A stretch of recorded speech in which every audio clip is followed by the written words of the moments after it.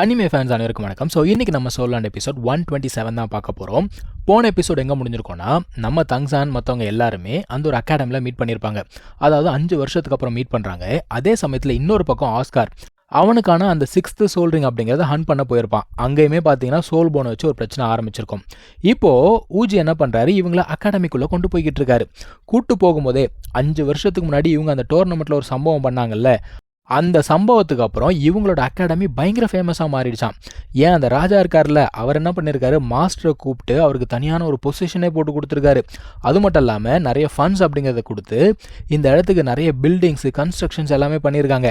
இதெல்லாம் பத்தாததுக்கு அந்த தியண்டோ அகாடமி இருக்கு இல்லையா, அதையும் இந்த ஸ்கூலையும் ஒன்றாக்கலாம் அப்படின்னு பார்த்துருக்காங்க. ஆனால் மாஸ்டரும் ஃப்ராண்டரும் சேர்ந்து முடியவே முடியாது அப்படின்னு மறுத்துட்டாங்களாம். காரணம் என்னென்னா, இந்த ஒரு அகாடமிக்குள்ளே வரணும்னா உங்களுக்கு டேலண்ட் அப்படிங்கிறது முக்கியம். நீங்கள் ஒரு மான்ஸ்டராக இருக்கணும், இல்லைனா உள்ளுக்குள்ளே வர முடியாது. ஆனால் தியண்டோ அகாடமி அப்படி கிடையாது. உங்களுக்கு ஸ்டேட்டஸ் இருந்தால் உள்ளுக்குள்ளே வந்துடலாம். அதனால் இவங்க வந்து முடியாதுன்னு சொல்லிட்டாங்க. இதையே நம்ம ஃபேட்டி என்ன சொல்கிறான்னா, ஆமாம் அது எப்படி, அது ஸ்டேட்டஸ் அப்படிங்கிறது இருந்தால் உள்ளுக்குள்ளே வந்துட முடியுமா? என்னதான் எங்கள் அளவுக்கு திறமை இல்லைனா கூட அட்லீஸ்ட் கொஞ்சமாவது திறமை இருந்தால் தானே நம்ம ஸ்கூலில் இடம் கொடுக்க முடியும் அப்படிங்கிற மாதிரி பேசுகிறான். இப்போ மூவா என்ன தெரியுமா சொல்கிறான், தம்பி நீ வந்து இந்த மாதிரி பெருமை பேசலாமா அப்படிங்கிறான். ஏன்னா இவன் வந்து ஆல்ரெடி லெவல் 65. இது பத்தாவதுக்கு அந்த லேடிஸ் 2 பேருமே வந்து 60 அப்படிங்கிறத ரீச் ஆகிட்டாங்க. தங்சானுமே சீக்கிரமாக லெவல் 60 ரீச் ஆக போகிறான். நீ லெவல் 57 தான் இருக்கிறதுலே லோயஸ்ட் லெவல் நீ தான். நீ இந்த அளவுக்கு பேசலாமா அப்படின்னு கேட்குறான். இப்போ ஊஜி பார்க்குறான், டேய் நீங்களாம் உண்மையாக மனுஷங்க தானடா, மான்ஸ்டர்ஸ் மாதிரி இருக்கீங்களடா அப்படிங்கிறாப்புல. ஏன்னா இந்த கோல்டன் ஜென்ரேஷன் சொல்லிட்டு ஒரு குரூப்பை சொன்னாங்க இல்லையா மார்ஷல் சோலாவில், அவனுங்க கூட இவனுங்க வயசில் லெவல் 50 தான் இருந்தாங்க. நீங்களாம் மனுஷங்களே கிடையாதுடா அப்படிங்கிறாரு. இப்போ ராங் என்ன சொல்கிறான்னா, இல்லை தங்சான் எங்களுக்கு கொடுத்த அந்த ஹெர்ப்ஸால் தான் எங்களால் வந்து இவ்வளோ வேகமாக மேலே வர முடிஞ்சது அப்படின்னு சொல்கிறா. இப்போ ஊஜி ஃபேட்டி கிட்ட சொல்கிறாரு, டேய் அவங்கெல்லாம் பாரு லெவல் 60 ரீச் ஆகிட்டாங்க. நீ என்ன பண்ணிக்கிட்டு இருந்தே இவ்வளோ நாள், சும்மா ஊர் சுற்றிக்கிட்டு இருந்தே அப்படிங்கிறப்போ, மாஸ்டர் அந்த மாதிரிலாம் சொல்லாதீங்க, நான் எவ்வளோ கஷ்டப்பட்டு உழைச்சேன் தெரியுமா, ஆக்சுவலாக தப்பு ஏன் மேலே இல்லை, இவங்க எல்லாம் அப்நார்மலாக இருக்கிறாங்க, நான் என்ன பண்ணுறது அப்படிங்கிறான். அதே சமயத்தில் தங்சான் என்ன சொல்கிறான்னா, என்னதான் ஃபேட்டியோட லெவல் வந்து கீழே இருந்தால் கூட அவனோட அந்த ஈவில் ஃபீனிக்ஸ் இருக்குல்ல, அதோட ஸ்ட்ரென்த் அப்படிங்கிறது இவங்களுக்கு ஈக்குவலாக இருக்கும் அப்படிங்கிறான். அதெல்லாம் இருக்கட்டும், நம்ம டீன் எங்கே, அவர் மட்டும் எங்கள் லெவல்லாம் கேட்டார்னா ரொம்ப சந்தோஷப்படுவார், வாங்க போய் பார்க்கலாம் அப்படின்னு சொல்லிட்டு போகிறாங்க. அங்கே மனுஷன் இங்கே இருக்க வேலையெல்லாம் விட்டுட்டு அவுட் ஹவுஸில் ஜாலியாக ஈச்சாரை போட்டு படுத்துக்கிட்டு இருக்காரு. ஆக்சுவலாக சின்மிங் வந்துட்டாரு நினச்சிக்கிட்டு அவர் என்ன சொல்கிறாருன்னா, பாப்பா வந்துட்டல எனக்கு கொஞ்சம் டீ போட்டு கொடுத்துரு, தேவையில்லாமல் நான் வந்து சேர்லேருந்து எந்திரிச்சு வரணும், நீ ஏன் போட்டு கொடுத்துறேன் அப்படிங்கிறாரு. இன்னொரு பக்கத்தில் ஆஸ்கார் அவன் வந்து சோல் ரிங் அப்சர்வ் பண்ணிட்டு இருக்கான் இல்லையா, இப்போ இவனுங்கெல்லாம் சுற்று போகிறானுங்க. அதான் அந்த மனுஷன் கேட்குறாரு, என்னடா பண்ணுறீங்க அப்படின்னு கேட்கும்பொழுது, இல்லை அந்த சோல் போனை நீ என்ன பண்ண போகிற அப்படின்னு சொல்லிட்டு கேட்குறானுங்க. அதையுமே வந்து ஆஸ்காருக்கு கொடுத்துட மாட்டல அப்படின்னு சொல்லிட்டு நக்கலாக கேட்குறானுங்க.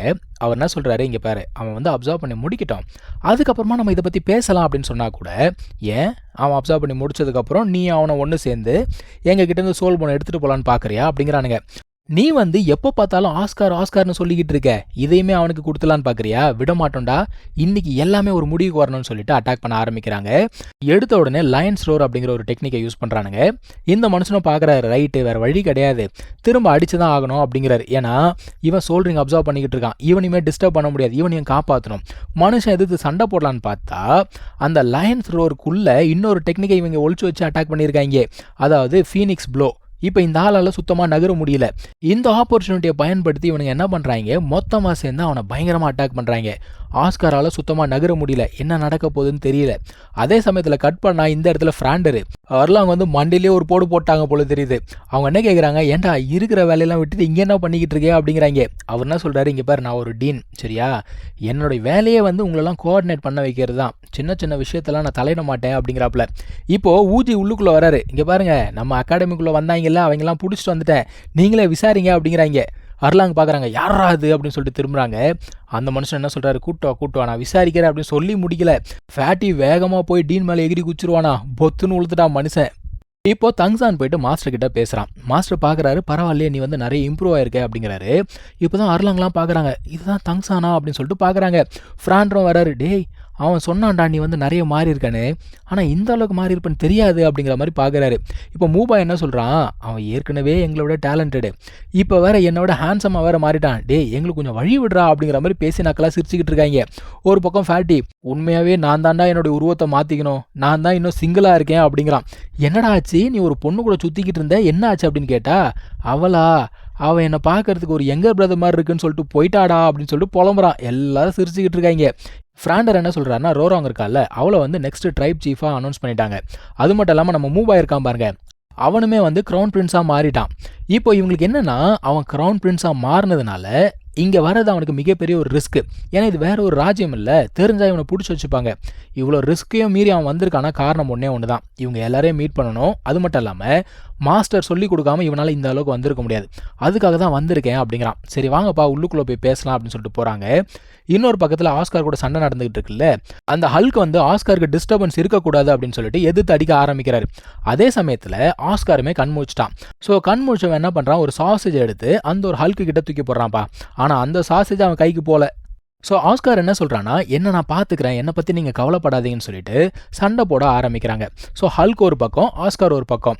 ஆஸ்கார் என்ன பண்ணுறான்னா, அவனோட இந்த ஹிடன் வெப்பன் இருக்கு இல்லையா, அதை எடுத்து தான் சண்டை போட ஆரம்பிக்கிறான். அதாவது நீங்கள் ஒரு 5 வருஷத்துக்கு முன்னாடி பார்த்தீங்கன்னா ஆஸ்காருக்கு அந்த அளவுக்கு சண்டைலாம் போட தெரியாது. அந்த அளவுக்கு என்ன சுத்தமாக சண்டை போட தெரியாது. இவனை தான் வந்து மற்றவங்க காப்பாற்றிட்டு இருப்பாங்க. ஆனால் இப்போ இவன் போடுற சண்டையை பார்த்தா எனக்கு தெரிஞ்சு எந்த சண்டையாக இருந்தாலும் சரி தன்னை தானே பாதுகாக்கிற லெவலுக்கு அவன் வந்துட்டான். இப்போ ஆஸ்கார் யூஸ் பண்ணக்கூடிய அந்த ஹிடன் வெப்பன்ஸ் என்னதான் அது ஸ்ட்ராங்காக இருந்தால் கூட ஆல்மோஸ்ட் ஒரு லெவல் 40க்கு கீழே இருக்கிறவங்கள ஈஸியாக டிஃபீட் பண்ண முடியும். ஆனால் இவங்க எல்லாமே வந்து லெவல் 60க்கு கிட்டே இருக்காங்க. ஸோ அந்த அளவுக்கு யூஸ்ஃபுல்லாக இருக்காது அப்படிங்கிறது ஆஸ்காருக்கு நல்லா தெரியும். இப்படியே போய்கிட்டு இருந்த சண்டையில் ஆஸ்காருக்கு வந்து பார்த்தீங்கன்னா லைட்டாக அடிப்படுது. அங்கே கட் பண்ணால் மறுபடியும் அகாடமி காட்டுறாங்க. தங்சான் வந்து அவனுக்கு நடந்த எல்லாத்தையுமே சொல்லிக்கிட்டு இருக்கான். அதாவது அவன் வாழ்க்கையில் என்னென்ன நடந்துச்சு, அவங்க அம்மா எப்படி இறந்து போனாங்க, அவங்க அப்பாவுடைய கை கால் என்ன ஆச்சு, இது எல்லாத்தையுமே சொல்லிட்டான். இதெல்லாம் கேட்ட உடனே இவங்க எல்லாமே வந்து பார்த்தீங்கன்னா வாயடிச்சு போகிறாங்க. டேய் இவ்வளோ பிரச்சனையை சந்திச்சுட்டு வந்திருக்கியாடா அப்படிங்கிற மாதிரி பார்க்குறானுங்க. மாஸ்டர் என்ன சொல்கிறாரு, நடந்ததெல்லாம் போகட்டும், நடக்க போகிறத பார்க்கலாம் அப்படிங்கிறாரு. ஆக்சுவலாக ட்ரைபில் இவனுக்கு 3 சேலஞ்ச் கொடுத்தாங்கல்ல, அது ஆக்சுவலாக சேலஞ்ச் இல்லை, இவனுக்கு வச்ச ஒரு டெஸ்ட்டு. இவனோட தனித்தனியான 3 எபிலிட்டிஸை செக் பண்ணணும் அப்படிங்கிறதுக்காக அந்த ஒரு சேலஞ்சை அவங்க கொடுத்துருக்காங்க. ஃப்ராண்டர் என்ன சொல்கிறாரு, உனக்கு 10 வருஷம் டைம் இருக்குது, ஒரு நார்மல் பர்சனால் அதை அச்சீவ் பண்ண முடியுமா அப்படின்னா முடியாது, ஆனால் நீ நார்மல் பர்சன் இல்லை, உன்னால் கண்டிப்பாக அச்சீவ் பண்ண முடியும் அப்படிங்கிறாரு. மாஸ்டர் என்ன சொல்கிறாருன்னா, நீ இந்த 3 சேலஞ்சை அச்சீவ் பண்ணி முடிச்ச உடனே எனக்கு தெரிஞ்சு ஹவுத் அண்ட் ட்ரைப் மறுபடியும் சோல்லான்குள்ளே வந்துருவாங்க அப்படிங்கிறாரு. இப்போ ஃபேட் என்ன கேட்குறான், அப்போ நீ வந்து நெக்ஸ்ட் ட்ரைப் சீஃபாக மாறிடுவியா அப்படின்னு கேட்கும்பொழுது தங்சான் என்ன சொல்கிறான்னா, எனக்கு அந்த ஆசை கிடையாது அப்படிங்கிறான். அதாவது எனக்கு தனியான கோல்ஸ் அப்படிங்கிறது இருக்குது, ஆனாலும் எங்கள் அப்பா எனக்கு கொடுத்த அந்த பொறுப்பை கண்டிப்பாக நான் செஞ்சு முடிப்பேன் அப்படின்னு சொல்கிறான்.